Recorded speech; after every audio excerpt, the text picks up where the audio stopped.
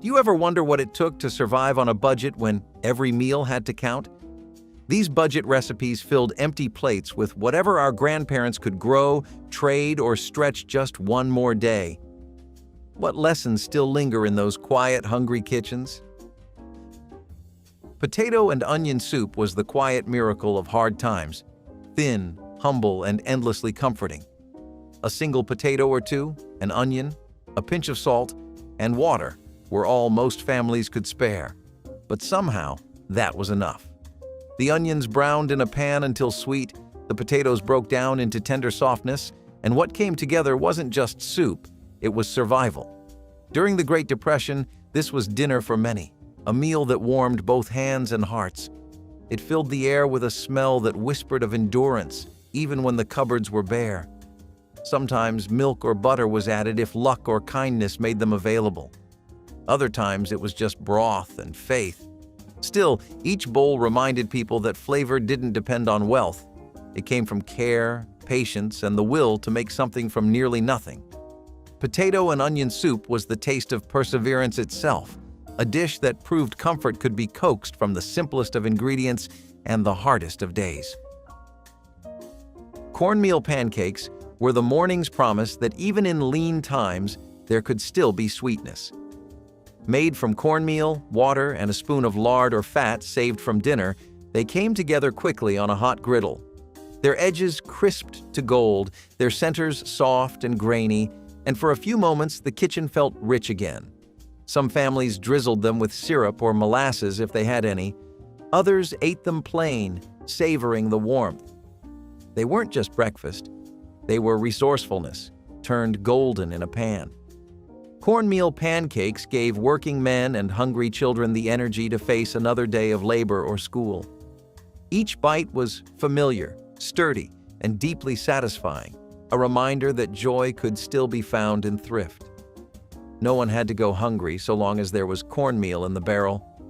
These pancakes carried history in every crumb, the taste of endurance, the scent of home, and the memory of mornings that began with hope. Cabbage and noodles was the meal that stretched a single vegetable into a family supper. The cabbage, sliced thin and simmered in a skillet with a little butter or fat, wilted into sweetness, wrapping each noodle in humble luxury. It was a dish borrowed from immigrant kitchens and adopted by Depression-era families across America, a meal that cost pennies but filled plates with warmth. Some added onions or breadcrumbs when they could, others stretched it further with bits of leftover potatoes or bacon grease for flavor. It was the sort of food that didn't need abundance, it needed ingenuity. Cabbage and noodles was soft, comforting, and nostalgic, the kind of food that carried the taste of endurance and care. It filled bellies, quieted worry, and made dinner feel like home, even when times were unforgiving.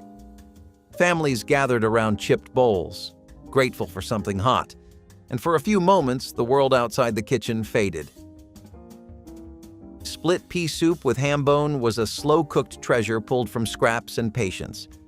A single ham bone left from Sunday dinner transformed a pot of peas into something rich and sustaining. It simmered for hours, filling the air with a smoky aroma that promised comfort long before it was ready. Each spoonful carried the memory of better meals, the taste of thrift turned to abundance. Peas broke down into creamy softness, thickening the broth naturally, while bits of meat clung to the bone, offering flavor long after the meat was gone.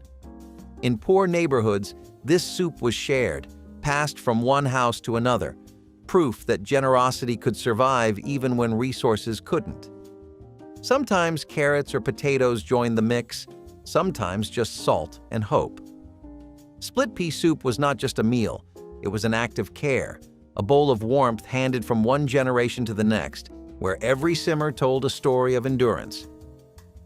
Vegetable scrap stew was the true emblem of Depression-era ingenuity. Nothing was wasted, not a single peel or stem.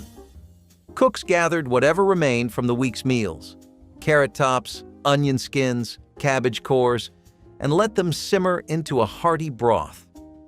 Each batch was unique, depending on what the garden or the pantry had left to give. Sometimes it was thick and earthy, sometimes thin and tangy, but always nourishing. It taught a quiet lesson that resourcefulness was its own kind of abundance. Housewives prided themselves on creating flavor from what others might throw away. When rationing came during wartime, this dish returned again, proof that history's hardest lessons were never truly forgotten.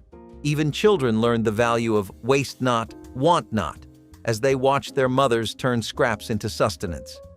Vegetable scrap stew was more than food. It was resilience in a pot, a living memory of how families survived by turning nothing into something worth sharing. Oatmeal porridge with syrup drizzle was the breakfast that wrapped hunger in warmth. Cheap, filling, and endlessly adaptable, it was the anchor of many Depression-era mornings. A handful of oats simmered slowly in water or milk, thickened into something hearty enough to keep workers full until noon. For families lucky enough to have molasses, honey, or syrup, a drizzle turned the plain bowl into comfort itself. It was quiet, reliable, and full of love. A mother's way of saying, "We'll be all right," without words. Children learned to appreciate its simplicity, and adults found solace in its familiarity. Oatmeal porridge was more than food. It was a ritual, a gentle beginning in a world that often felt uncertain. Steam rose from chipped bowls as the day began, carrying the smell of survival and sweetness in equal measure. It was the taste of endurance softened by a spoonful of hope. Mashed potato cakes were the genius of leftovers reborn. Cold mashed potatoes mixed with flour, salt, and a touch of fat, then shaped into patties and fried until crisp on the edges. They sizzled in the pan, transforming yesterday's scraps into today's comfort. The golden crust cracked to reveal soft, creamy centers, a texture so familiar it could quiet any hunger. Sometimes bits of onion or herbs were added, sometimes just salt and pepper, but the flavor was always satisfying. In kitchens where every crumb mattered, nothing was ever wasted, and mashed potato cakes proved that thrift could still be delicious. Served for breakfast or dinner, they filled stomachs and hearts alike. They reminded families that creativity was their greatest tool and that flavor could be found even in scarcity. These simple cakes were the taste of survival done right, humble, resourceful, and full of warmth. Homemade cornbread was the cornerstone of Southern thrift, a food that stretched across generations and hardships. Made with cornmeal, water, a little salt, and perhaps a spoonful of fat, it baked into golden strength. Its crust crackled under the knife, its inside soft and warm enough to fill bellies on the smallest budget. Cornbread made beans taste rich, soups taste hearty, and simple meals feel whole. It was baked in cast-iron skillets that had seen more history than most could tell, passed from mother to daughter like heirlooms of endurance. Sometimes it was sweetened with molasses, sometimes plain, but always made with pride. The smell alone was enough to lift spirits, reminding everyone that home wasn't about wealth, it was about care. Homemade cornbread was the sound of resilience rising in the oven, a song of sustenance for every kitchen that refused to give up. Fried cornmeal mush was yesterday's breakfast turned into today's treat. Once the leftover mush cooled, it was sliced and fried until golden, the outside crisp and the inside soft. It was cheap, easy, and beloved, proof that nothing ever truly went to waste. For many families, it was eaten with syrup or even a sprinkle of sugar when available, a small sweetness earned through thrift. It smelled faintly of roasted corn, like warmth made edible. Children loved the crunch, adults loved the satisfaction, and everyone loved how far it could stretch. In lean years, fried cornmeal mush became both a meal and a lesson. It taught gratitude, patience, and ingenuity. Every slice was a testament to the art of making do, of turning leftovers into joy. It wasn't fancy, but it was perfect, the kind of food that kept America strong when the pantry was weak. Cabbage and potato hash was the soul of Depression-era simplicity. Just chopped cabbage and diced potatoes fried together until golden and tender, with maybe a bit of fat or onion if fortune allowed. It was savory, filling, and as familiar as the worn skillet it was cooked in.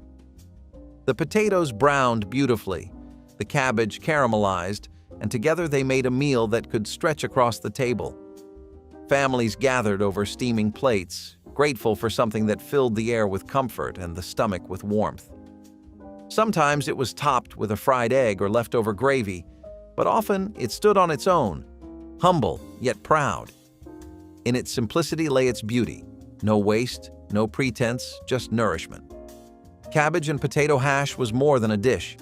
It was a story told through sizzling oil and shared hunger, a reminder that even in hardship, a meal made with love was enough. Eggless, sugarless cake was proof that sweetness didn't need luxury, it just needed heart. Born from wartime and depression kitchens, it relied on ingenuity instead of ingredients. Housewives used mashed fruit, molasses or syrup for sweetness, and vinegar or baking soda to keep it light. It baked up fragrant and soft, the scent of cinnamon and cloves filling the room with warmth even when sugar and eggs were nowhere to be found. Each slice carried the memory of a time when creativity was the only currency that mattered. It was often shared at church socials or brought to neighbors who were struggling too, a gift that spoke of kindness as much as thrift. Even children who didn't understand rationing smiled at its humble sweetness. Eggless, sugarless cake was survival turned celebratory, the kind of dessert that reminded families that joy was still possible even when the pantry shelves were nearly bare. Navy bean soup was a soldier's meal brought home to the kitchen table. Beans, water, and patience, those were the essentials. A ham bone or scrap of salt pork, if available, turned the pot into something hearty and rich. The beans broke down slowly, thickening the broth until it was creamy and smooth. It was the definition of simple comfort, the kind of food that made a family feel safe on cold nights. Sometimes carrots or onions joined the mix, adding sweetness to the savory blend. A loaf of stale bread beside the bowl completed the meal. Navy bean soup was nourishment disguised as modesty. It filled stomachs, soothed worry, and brought families closer. It was the sound of bubbling pots and the smell of home during years when the world outside felt uncertain. Rice and raisin pudding was yesterday's rice reborn as dessert.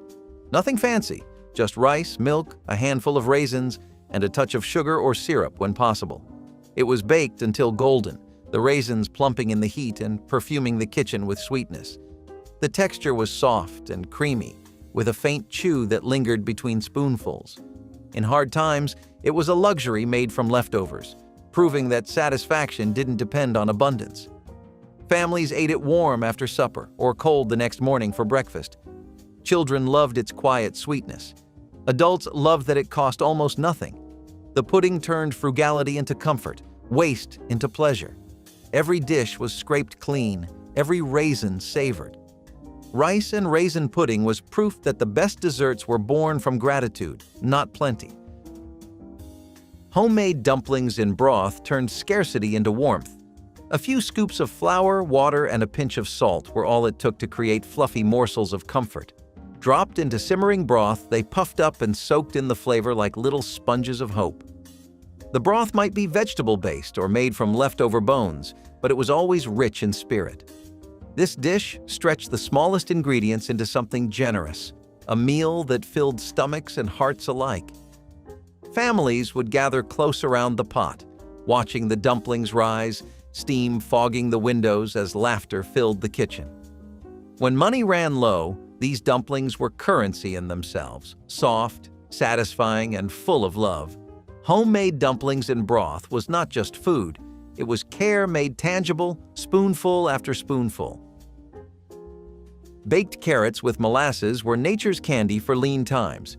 When sugar was rationed and dessert a rare dream, carrots stepped in with quiet sweetness. Peeled and roasted until tender, then brushed with molasses, they turned glossy and golden in the oven's heat. The flavor was earthy and deep, with caramel notes that lingered long after the meal. Some cooks added a dash of cinnamon or a sprinkle of salt to balance the richness. Served beside potatoes or bread, they felt almost indulgent, a little burst of brightness in gray days. Baked carrots with molasses taught a lesson that sweetness was not just found in sugar. It could be coaxed from the earth, from patience, from resourcefulness. It was dessert in disguise, a humble nod to the creativity that defined an era of making do. Dandelion greens with vinegar were the salad of survival. Foraged from fields, vacant lots, or even backyard corners, these greens turned necessity into nourishment. Washed carefully and tossed with a splash of vinegar, they brought sharpness and color to plates heavy with starch. A bit of bacon grease or onion added flavor when available. They were bitter, yes, but honest, alive, and full of strength. Families learned to see food not just in what was bought, but in what was found. Dandelion greens carried the flavor of the land and the dignity of self-reliance. They symbolized both struggle and triumph, reminding people that sustenance could be found anywhere if one was willing to look closely enough. Vegetable loaf was the meatless miracle of the Depression years. Grated carrots, potatoes, onions, and whatever else the garden offered were mixed with breadcrumbs and eggs to hold them together. Baked until golden, it sliced like a roast and smelled just as comforting. Served with gravy or tomato sauce, it gave the illusion of plenty when meat was impossible to afford. Some families added beans or rice for heartiness, making it stretch even further. Every bite carried the taste of invention, a celebration of thrift that still managed to feel like abundance. Housewives called it Sunday supper without the cow, smiling as they lifted it from the oven, its crust browned and crisp at the edges. The aroma was home itself, savory, warm, and full of quiet pride. Children didn't miss meat when they had this on their plates. They saw a meal that looked special, tasted rich, and filled them completely. Sometimes it was baked in old coffee tins to make personal servings. Sometimes it was packed into loaves to last all week. Vegetable loaf was nourishment made from care and courage, a dish that transformed hardship into hospitality. It wasn't imitation. It was innovation, proof that satisfaction could bloom even in the poorest soil, one loaf at a time. Oatmeal bread was the loaf that sustained a nation through its hardest years. When white flour was scarce or too costly, oats filled the gap. Cooked with water, molasses, and a bit of yeast, the dough baked into dense, hearty slices that kept hunger at bay. The smell alone was enough to lift spirits, a sweet, nutty scent that filled the home like a promise. Spread with a little butter or dipped into stew, it turned the simplest meal into something special. It stored well, stayed moist, and stretched far, making it a staple for families who had little but hope. Mothers would bake several loaves at once, stacking them on windowsills to cool, their golden crusts gleaming in the afternoon light. Even when there wasn't enough to go around, there was always bread, shared, broken, and passed between hands like communion. Oatmeal bread was more than a recipe. It was ritual, a weekly act of perseverance. The first slice out of the oven was often eaten hot, steam rising like gratitude. It was food that carried meaning beyond sustenance, each loaf a small declaration that hunger would not have the final word. Oatmeal bread was stability baked fresh, a humble masterpiece of endurance.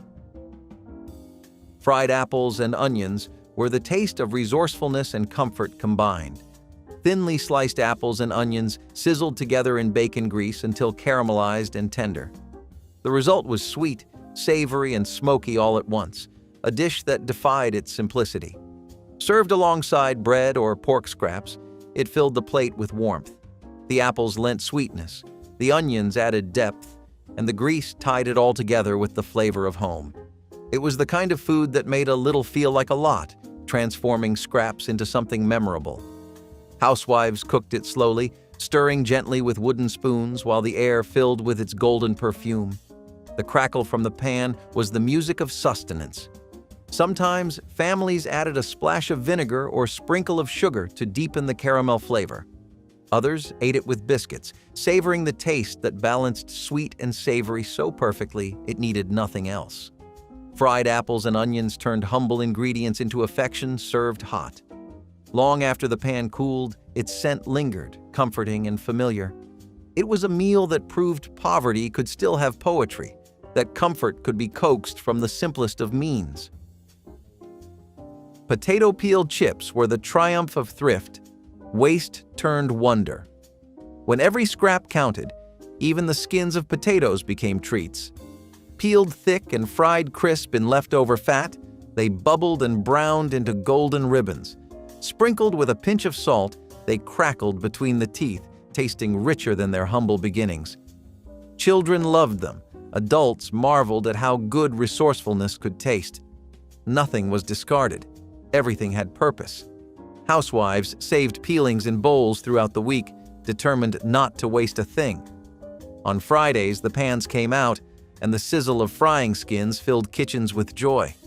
The smell was irresistible, earthy, toasty, and indulgent in its simplicity. These chips were more than food. They were a gesture of defiance against scarcity. Served in paper cones or chipped bowls, they brought laughter to tables where there had been worry. For a moment, the world felt abundant again. Potato peel chips were not just crispy snacks. They were proof that even scraps could hold comfort, that hunger could be met with ingenuity, and that sometimes the smallest things could taste like victory. Homemade applesauce was the taste of autumn preserved in jars. Families gathered around baskets of bruised or fallen apples, peeling and slicing them into big pots to simmer down with sugar, or often without it. The slow cooking turned the fruit into something golden and fragrant, filling the house with the scent of comfort. In lean years, every bit was used. Cores went to feed animals, skins became vinegar, and the sauce became sweetness for months ahead. Children licked spoons warm from the pot, and mothers sealed jars that would line pantry shelves like treasures. It wasn't just food, it was foresight. Applesauce appeared on breakfast tables, over biscuits, or beside savory dishes, reminding everyone that care and labor could turn even windfall apples into luxury. It was preservation at its finest, of fruit, of family, and of hope. Cabbage soup with barley was the poor man's feast, a meal that offered strength without extravagance. A single cabbage, chopped and simmered with barley, onion, and salt, became a pot large enough to feed an entire family. The barley thickened the broth, giving it the body of a stew, while the cabbage softened into silky ribbons. It smelled of home, of something hearty and whole. Sometimes a leftover bone was added for depth, but even without, it filled bellies and quieted hunger. Each spoonful carried a reminder that comfort didn't depend on meat, it depended on care. Housewives often simmered it all day, letting the scent fill their small kitchens while children played nearby. The bubbling pot meant warmth was coming. No matter how meager the pantry looked, it was a dish that turned worry into patience, and patience into nourishment. Even when ingredients were rationed or borrowed from a neighbor, cabbage soup found a way to make a little stretch a long way. In those days, one pot of soup could mean another week of survival, another night of peace. Families sat shoulder to shoulder at wooden tables, ladling out seconds with laughter that cost nothing. Cabbage soup with barley was more than food. It was community in liquid form, a taste of resilience in its purest expression. Mock apple pie, sometimes called cracker pie, was the dessert that fooled even the sharpest tongues. Made from crushed crackers, sugar syrup, and a splash of lemon, it baked up golden, tender, and tasting surprisingly like apples. It was culinary sleight of hand, resourcefulness disguised as indulgence. Housewives took pride in serving it, smiling as guests guessed its secret. During the Depression and wartime rationing, real fruit was too costly or unavailable, but this pie brought sweetness back to the table. Cinnamon and nutmeg hid the truth even better, giving the illusion of abundance where there was none. It was more than a trick, it was triumph through creativity. Mothers whispered its secret to daughters like a treasured spell of survival. The sound of crust crackling under the knife felt like victory itself. Each slice reminded families that imagination could fill the gaps left by scarcity. Even the name, mock, became a badge of pride, not shame, a declaration that dignity could thrive in deprivation. Children grew up remembering the pie's sweetness, not its deception. In truth, it was no imitation at all. It was invention. Mock apple pie proved that in kitchens where dreams outnumbered ingredients, love could taste like luxury. Corn and bean succotash was a dish born from Native American tradition and carried forward through generations of thrift. Sweet corn and tender beans simmered together in a pan of butter or drippings until creamy and fragrant. Sometimes a splash of milk or bits of salt pork were added, if fortune allowed. The combination was perfect, simple, filling, and full of life. In the Depression years, succotash became a symbol of gratitude, showing that two humble ingredients could come together to make something whole. It was bright on the plate and rich in memory, a taste of the land and its generosity. Housewives knew how to make a pot stretch for days, reheating it with rice or adding broth to create something new each time. It was a dish that tied the old to the new, native roots to southern kitchens, poverty to pride. Succotash carried a whisper of abundance even when times were harsh. Children would scoop it up with bread, leaving their plates spotless. It reminded families that simplicity didn't mean surrender. It meant survival. Each spoonful was nourishment and nostalgia, proof that gratitude was a meal in itself. Bread pudding with milk and cinnamon was comfort born from frugality. Stale bread soaked in milk, sweetened with whatever syrup or sugar could be spared, and baked until puffed and golden. The result was warm, soft, and fragrant, a dessert that turned hardship into home. Cinnamon and nutmeg, if available, added the smell of luxury to kitchens that knew very little of it. Families gathered around the oven, drawn by the scent of sweetness rare in hard times. No one cared that the bread was old or that the milk was thin. It was proof that even the most ordinary ingredients could become extraordinary with care. Housewives poured the mixture into dented pans, often using the same ones their mothers had used before them. As it baked, the top turned crisp and golden, the edges caramelizing just enough to make each bite feel like celebration. It was often shared after Sunday supper or brought to neighbors as a gesture of kindness. Leftovers, if there were any, were eaten cold the next morning. The flavor deepened overnight. Bread pudding was the humble dessert that made kitchens feel alive again, its sweetness cutting through the bitterness of want. It was love, baked golden.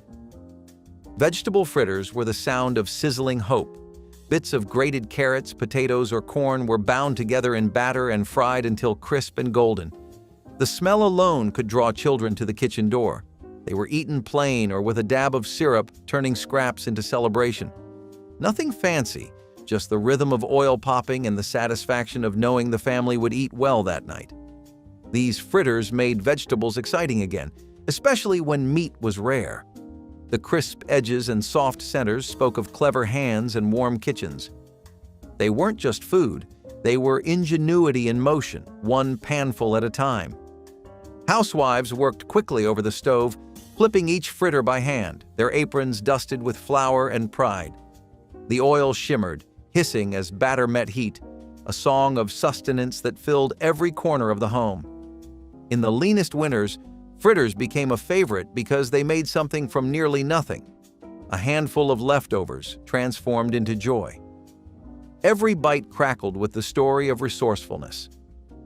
Vegetable fritters were more than a dish. They were proof that hope could still be fried up golden, even in the darkest days. Carrot croquettes turned the simplest vegetable into a feast. Mashed carrots, breadcrumbs, and a pinch of seasoning were formed into little patties and fried until brown and crisp. They were sweet, soft inside, and hearty enough to stand as a main dish. The smell of frying croquettes filled the kitchen with quiet joy, a reminder that warmth and comfort could still be coaxed from scarcity. During the Depression, they were prized for being colorful and nourishing, proof that even modest meals could bring delight when made with care. Housewives often used saved bacon grease or a spoonful of drippings to fry them, infusing each bite with a rich, smoky edge.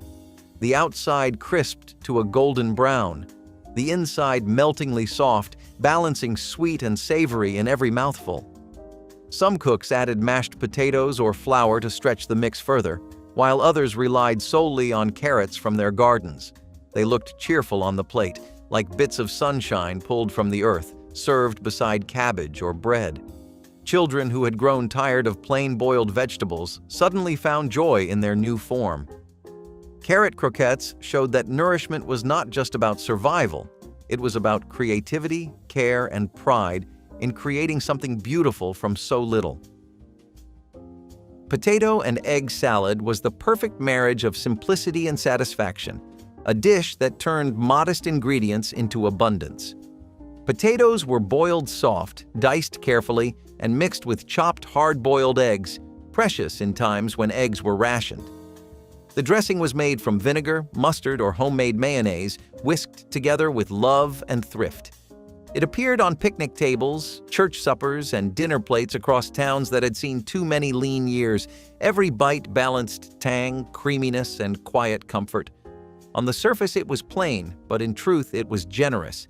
It fed many, filled bellies, and lifted spirits.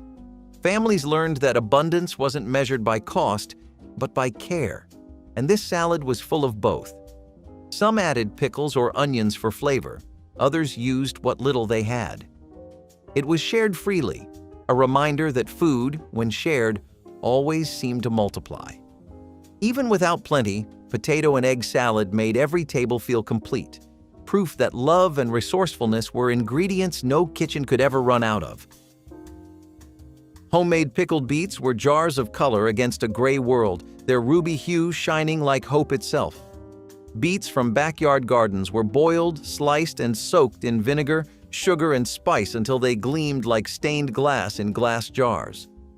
The process was patient work, scrubbing dirt from roots, simmering until tender, and filling the house with a scent sharp enough to wake memories. They added tang and brightness to winter meals, sliced beside bread or potatoes, or served as a rare burst of flavor in otherwise plain fare. Pickling wasn't just preservation, it was ritual, a rhythm that gave meaning to hard seasons. Families gathered in warm kitchens, sealing jars that would later line the shelves in rows of red, each one glowing with pride. They were eaten sparingly, often saved for holidays or visitors, each bite tasting of earth, vinegar, and victory over want. Homemade pickled beets were beauty bottled for survival, a sweet reminder that even in scarcity, color and care could still thrive. Rice and bean skillet was the champion of hard times, complete, nourishing, and endlessly adaptable. A single pot combined rice, beans, onions, and spice into something both affordable and sustaining. Together, rice and beans formed a full protein meal, one that gave strength to tired workers and comfort to families stretched thin. The skillet simmered slowly, the scent of garlic and earth filling the air, promising warmth in every bite. Sometimes a little pork fat or tomato was added, sometimes nothing at all. Yet no one went hungry. Rice and bean skillet was food with purpose, simple, honest, and full of quiet dignity.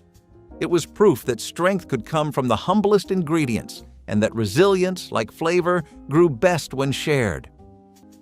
The peanut butter and banana sandwich was a sweet and savory classic that found a special place in many mid-century American homes. This simple creation combined creamy or crunchy peanut butter with fresh banana slices layered between two pieces of soft bread, creating a quick, satisfying meal or snack. Its appeal rested on the harmonious blend of the nutty richness from the peanut butter and the natural sweetness and creaminess of the banana. The sandwich was easy to prepare, required no cooking, and could be made in minutes, which made it ideal for busy families or children's lunches.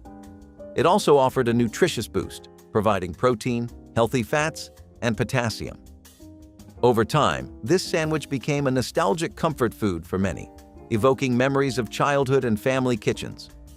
Its simplicity did not diminish its popularity, as it balanced taste and health better than many other snacks of the era. The peanut butter and banana sandwich exemplifies how basic ingredients combined thoughtfully can produce a timeless favorite that crosses generations. Hot dog roll-ups were a favorite kid-friendly snack throughout the 1960s, consisting of hot dogs wrapped in crescent roll dough and baked to golden perfection. This quick recipe brought together the comforting familiarity of hot dogs with the flaky texture of crescent rolls, creating an easy-to-handle finger food loved at parties and lunchboxes alike. The rolls were assembled in minutes, making them a practical solution for parents needing fast and tasty snacks. The appeal of this dish lay not just in its flavor but also in its fun presentation, as the wrapped hot dogs resembled miniature pastries that children eagerly devoured. It captured the era's spirit of convenience and family-focused cooking, combining processed foods in clever ways to satisfy busy schedules. Though homemade versions have become less common with the rise of commercial snack foods, hot dog roll-ups remain a nostalgic emblem of quick and simple 1960s comfort food. Canned chili over saltines was the kind of quick meal that got dinner on the table fast with hardly any effort, especially when the cupboards were running bare. You opened a can of chili, heated it on the stove, and spooned it over a pile of saltine crackers. That was all there was to it. It might sound plain now, but back when budgets were tight and groceries were stretched thin, this quick, salty, filling meal showed up on plenty of kitchen tables. The saltines soaked up the chili, adding crunch and making a small amount of food go a whole lot farther. Some folks dressed it up with shredded cheese or onions if they had them, but most kept it simple and practical. You would find this recipe clipped from old magazines, scribbled in community cookbooks, or passed along by word of mouth from one busy family to the next. It was never about being fancy. It was about keeping everyone full with what little you had. Today, it is one of those forgotten meals. But for plenty of homes back then, canned chili over saltines made dinner happen fast. Creamed corn and egg skillet was one of those weirdly satisfying lunches that showed up when the fridge was nearly empty and time was running short. You would grab a can of creamed corn, crack in a few eggs, and fry everything together in one pan. It sounds questionable now, but for families back then, it was warm, savory, and fast. Ready in minutes when kids came home hungry or dad's lunch break was short. It usually got served with plain white toast or leftover biscuits, soaking up every last bit of that creamy, buttery mess. Some folks added black pepper or a sprinkle of shredded cheese, but most kept it plain because that is what was in the cupboard. It was not glamorous, and nobody was putting this on a restaurant menu, but in old cookbooks it was listed right next to the hearty quick meals section. That is how you knew it worked. Quick slaw with vinegar dressing was a tangy and no mayonnaise coleslaw variant that became popular for its simplicity and refreshing taste. This salad featured shredded cabbage and carrots tossed with a vinegar-based dressing made from vinegar, sugar, oil, and seasonings, offering a lighter alternative to traditional creamy slaws. Quick slaw with vinegar dressing was appreciated for how fast it could be prepared, requiring no lengthy chilling or mixing of heavy ingredients. Its crisp, tangy flavor made it a favorite side dish for barbecues, picnics, and casual meals during the mid-20th century. This version of slaw fit well within the era's culinary trends, favoring easy-to-make, health-conscious dishes that complemented grilled or fried main courses. The recipe's reliance on pantry staples and fresh produce made it accessible to home cooks seeking quick, flavorful accompaniments. Quick slaw with vinegar dressing remains a nostalgic favorite that highlights mid-century America's practical approach to salads. Curried cottage cheese spread was a flavorful cold dish that blended creamy cottage cheese with curry powder and fresh herbs, designed to be spread on crackers or toast. This recipe emerged during the 1960s when Americans were beginning to experiment with global flavors, incorporating mild curry spices into familiar dairy-based foods. The result was a spread that combined tanginess, spice, and creaminess, offering a unique twist on standard cheese spreads. It was quick to prepare, requiring only mixing of ingredients, making it an ideal 10-minute recipe for parties or light snacks. This spread reflected the era's growing curiosity about international cuisines and the desire to introduce new tastes into everyday meals. While curried cottage cheese spread is less common today, it remains a fascinating example of mid-century culinary experimentation and the blending of convenience with exciting flavors. Peanut butter and sweet pickle sandwiches were one of those strange combinations that somehow became a regular part of vintage kitchen routines. You spread creamy peanut butter on soft sandwich bread, added sliced sweet pickles, and pressed it together. That was it. Quick, crunchy, and a little tangy with just enough sweetness to balance it out. It sounds odd now, but back then, it was a favorite for busy lunches, quick after-school snacks, or when there was not much else in the pantry. The peanut butter gave it richness, the pickles added bite, and together they made a sandwich that stuck to your ribs and kept you going. You would find this one scribbled in old recipe boxes passed around at church picnics or quietly tucked into Grandma's cookbook among the other quirky 10-minute meals. Families leaned on this recipe because it came together fast, filled you up, and used ingredients most people always had on hand. It might be forgotten now, but for plenty of households back then, peanut butter and sweet pickle sandwiches were a surprising lifesaver when time and money were both running short. Quick bologna slaw sandwiches were the shortcut lunch that turned cheap deli meat and leftover dressing into something filling in almost no time. You chopped up slices of bologna, mixed them with coleslaw dressing, usually that creamy, tangy kind, and spooned the whole mixture onto soft sandwich buns. That was lunch, ready in under 10 minutes and surprisingly satisfying. This quirky little meal showed up all over Southern quick lunch cookbooks and school cafeteria menus because it was fast, affordable, and made the most of what you had on hand. Bologna was the lunch meat that never seemed to run out, and coleslaw dressing lived in the fridge way longer than you expected. Some folks added shredded cabbage or onions to stretch it further, but most kept it simple with just bologna, creamy dressing, and a soft bun. It might not sound gourmet, but when the clock was ticking and grocery money was tight, these salty, creamy sandwiches were a lifesaver. You would find the recipe scribbled on old index cards, passed around at potlucks, or tucked inside faded community cookbooks that promised quick meals when time and energy were both running low. Cinnamon sugar butter toast was the kind of simple comfort food that could brighten up an afternoon in under 10 minutes, especially when there was not much else to work with. You toasted up some bread, slathered it with butter, sprinkled on cinnamon and sugar, and called it a snack. That was it. Quick, sweet, and surprisingly satisfying when groceries were scarce and everyone needed a little pick-me-up. It sounds simple, but back then, families leaned on recipes like this to stretch ingredients and turn basic pantry staples into something that felt like a treat. The butter gave it richness, the cinnamon sugar added sweetness, and the toast made it crunchy enough to feel special. You would find this little recipe scribbled onto old note cards, tucked into community cookbooks, or passed down through generations as a fast, affordable way to keep kids happy and tummies full. It might be forgotten today, but for plenty of homes back then, cinnamon sugar butter toast was the perfect fix for long afternoons and short grocery lists. Grape and cheese salad was a sweet and savory cold dish that combined juicy, fresh grapes with cubes of sharp cheddar cheese and a touch of mayonnaise for added creaminess. This salad was a common favorite at family gatherings, potlucks, and holiday meals throughout the 1960s, appreciated for its unique blend of contrasting flavors and simple, quick assembly. The natural sweetness of the grapes perfectly balanced the tangy, robust flavor of the cheddar cheese, while the mayonnaise provided a smooth texture that brought all the elements together. Often served chilled on a bed of crisp lettuce or alongside other cold dishes, this recipe exemplified the era's fondness for pairing sweet fruits with savory ingredients in cold salads and appetizers. While it may seem unusual to modern tastes, grape and cheese salad remains a nostalgic symbol of inventive and approachable mid-century American cooking. It highlights the creativity and resourcefulness of home cooks who sought to create tasty dishes that were both convenient and visually appealing, capturing the comforting spirit of quick recipes from the 1960s.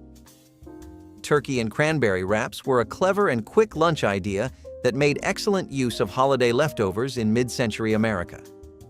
This recipe wrapped slices of leftover roasted turkey with a spread of sweet cranberry sauce inside soft tortillas or flatbreads.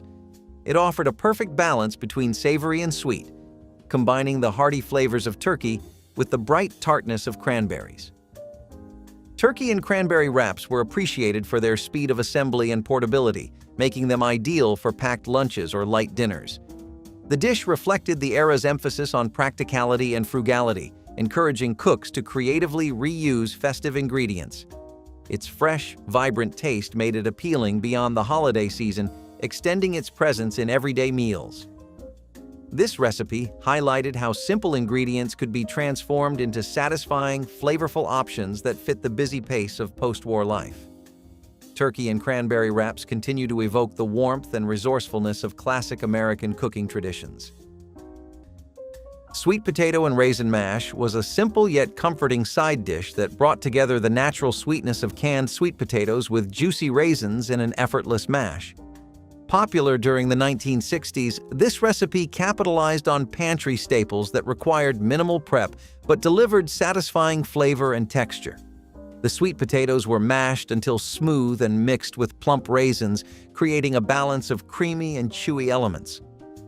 Often served alongside main courses, this dish was prized for its sweetness and convenience, making it a common choice for busy weeknight dinners or holiday meals.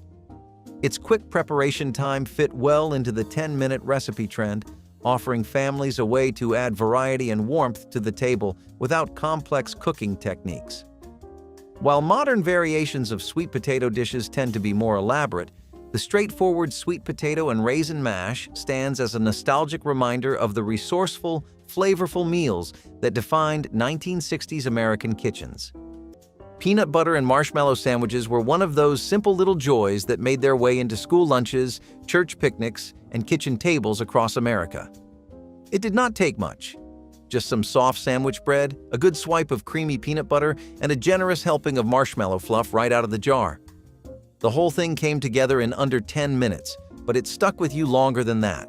It was sweet, sticky, and packed with that gooey marshmallow center that kids could not get enough of. Adults loved how fast and affordable it was, especially when grocery budgets were tight. You would spot this recipe scribbled on note cards, tucked into church cookbooks, or passed down by word of mouth from one busy home cook to another. It was a sugar rush, sure, but it was also a reminder of the quick comfort food that helped families stretch what they had. Funny how something that fast and that fun could quietly disappear from kitchen tables over time. Canned mushroom soup over toast was the heavy hot lunch that filled bellies fast when groceries were low and no one had time to cook. You opened a can of cream of mushroom soup, heated it on the stove, poured it over buttered toast slices, and called it done. It was quick, salty, warm, and showed up in almost every old-school cookbook as a no-fuss meal for tight grocery weeks. Families leaned on it during cold winters, rushed afternoons, or whenever the fridge looked empty but people still needed to eat. It stuck to your ribs, filled you up, and somehow made basic pantry ingredients stretch just a little further. Some folks dressed it up with black pepper, shredded cheese, or canned peas if they had them, but the plain version, soup over toast, was the classic. You would find this little meal in lunch guides, old diner menus, and those faded recipe cards passed down through families. It was simple, a little salty, and proof that even the most basic pantry staples could pull together lunch when money was tight and time was short. Hot milk cake. Slices with butter were a quick, sweet fix that turned leftover dessert into a satisfying breakfast or afternoon snack with hardly any effort. You sliced up leftover hot milk cake, toasted it gently or warmed it up, and slathered it with butter. That was it. 10 minutes or less, and you had a rich, soft, slightly sweet bite that kept everyone happy when groceries were tight and meals had to stretch. It sounds simple, but back then, this little treat was a kitchen staple, especially in homes that believed nothing should go to waste. The hot milk cake gave it sweetness, the butter added richness, and together they turned leftovers into something new and satisfying. You would find this recipe scribbled in old cookbooks, passed down through generations, or quietly shared between neighbors looking for ways to make every crumb count. It might be forgotten today, but for plenty of families back then, hot milk cake slices with butter were a warm, comforting reminder that even the smallest leftovers could be turned into something worth savoring. Cucumber and radish salad with dill was a crisp, refreshing cold salad that became a favorite in the 1960s for its vibrant flavors and ease of preparation. Thinly sliced cucumbers and radishes were tossed with fresh dill and dressed lightly with vinegar, sugar, and sometimes a touch of sour cream or mayonnaise. This combination created a balance of cool, peppery, and herbal notes that complemented summer meals and barbecues beautifully. Served chilled, this salad was a quick 10-minute recipe that added brightness and texture to the dinner table, providing a healthy vegetable side with minimal fuss. Its simplicity and fresh ingredients reflected the era's growing appreciation for quick, garden-fresh dishes that could be prepared without lengthy cooking. Though less common today, cucumber and radish salad with dill remains a nostalgic and tasty example of mid-century cold vegetable salads designed to refresh and complement heartier foods. Sweet potato fries offered a fast and delicious way to enjoy an inexpensive seasonal root vegetable that was especially popular during mid-century America. These fries were typically prepared by slicing sweet potatoes into thin strips and cooking them quickly either in a hot oven or skillet with oil until crisp and golden. Sweet potato fries stood out for their natural sweetness and vibrant color, providing a tasty alternative to traditional potato fries. Their preparation was straightforward, requiring few ingredients and little time, making them accessible to home cooks of all skill levels. The dish capitalized on the affordability and availability of sweet potatoes during certain seasons, turning them into a crowd-pleasing snack or side. Sweet potato fries reflected the era's emphasis on practical, flavorful dishes that could be enjoyed quickly and easily.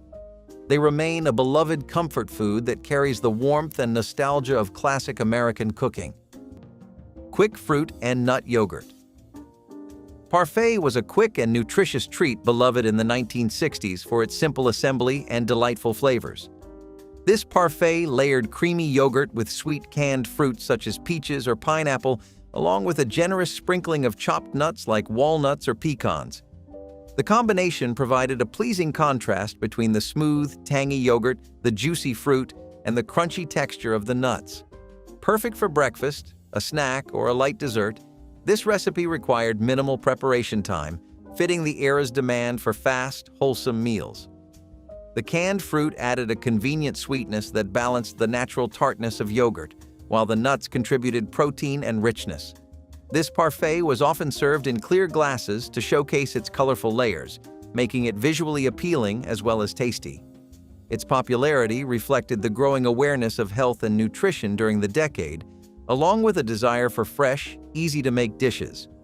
While today's parfaits may include granola or fresh fruit, the classic 1960s fruit and nut yogurt parfait remains a nostalgic favorite, combining pantry staples into a satisfying and wholesome treat that anyone could whip up in moments.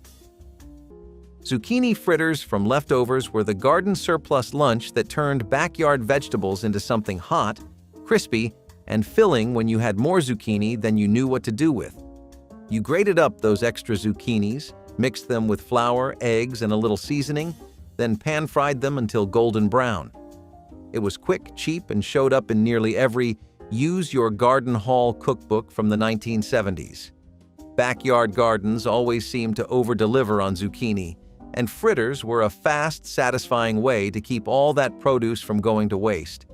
They crisped up around the edges, stayed soft in the center, and felt just hearty enough to pass for lunch.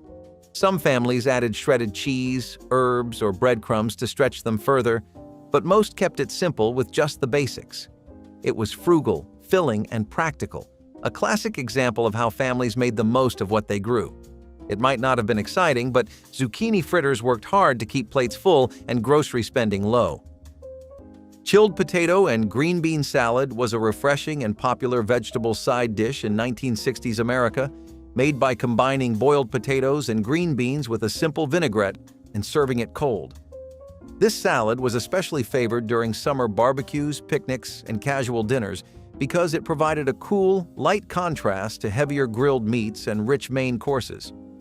The boiled potatoes offered a soft, comforting base that balanced well with the crisp, bright green beans, which added color and texture. The vinaigrette, typically made from vinegar, oil, and seasonings, brightened the dish without overpowering the fresh vegetables. Its tangy flavor helped cut through the richness of other dishes on the table, making it a perfect palate cleanser. The salad's quick preparation and ability to be made ahead of time made it especially practical for busy home cooks looking for easy but tasty side dishes. While modern potato salads often use creamy dressings, this lighter Tangier version remains a nostalgic reminder of mid-century American cuisine's preference for simple, vegetable-forward cold sides that complemented a variety of meals and seasons. Tomato and sugar. Open-faced sandwiches were one of those quirky summer snacks that showed up when gardens were full. Money was tight, and lunch had to be quick and simple. You sliced a fresh tomato, buttered a piece of bread, sprinkled sugar over the top, and that was it. A little sweet, a little juicy, and ready in minutes. It sounds strange today, but back then, this was a familiar plate across farm towns and small kitchens all over America. The tomatoes were easy to grow, the bread stretched what you had, and the sugar turned it into a treat that brightened up long summer days. Families leaned on recipes like this when grocery lists were short, and mealtime had to be stretched with what was already growing out back. You would find this simple snack scribbled in old cookbooks, passed around at neighborhood picnics, or taught to kids as one of their first kitchen lessons. It might seem forgotten now, but for plenty of folks back then, tomato and sugar sandwiches were a fast, filling reminder of how far a little garden and a little creativity could go. Mini cornbread muffins were a staple in many American kitchens, prized for their quick baking time and delightful corn flavor. These small individual muffins were made from cornmeal batter, often enriched with buttermilk, eggs, and a touch of sugar or honey. The muffins were perfect for accompanying soups, stews, or barbecue, providing a slightly sweet and crumbly side that balanced savory dishes. Their convenient size made them ideal for portion control and easy serving at family meals or gatherings. Mid-century home cooks valued mini cornbread muffins for their simplicity and the comforting warmth they brought to the table. The recipe's popularity also reflected a Southern culinary influence that spread across the country during this period. Mini cornbread muffins continue to evoke fond memories of home-cooked meals and traditional American flavors.